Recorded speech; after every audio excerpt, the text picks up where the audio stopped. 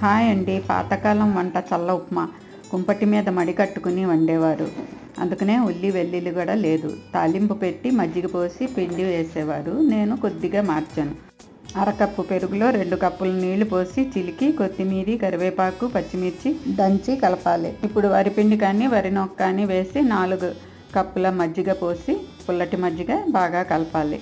తాలింపుకి 1 tea spoon నూనెలో ఆవాలు, జీలకర్ర, శనగపప్పు, ఇంగువ, ఎండుమిర్చి, పచ్చిమిర్చి, అల్లం ముక్కలు, కరివేపాకు వేసి దోరగా వేయించి పక్కన పెట్టుకోవాలి. ఇప్పుడు పిండి కలిపిన మజ్జిగ పోసి ఉడుకు పట్టినాక ఉప్పు కలపాలి.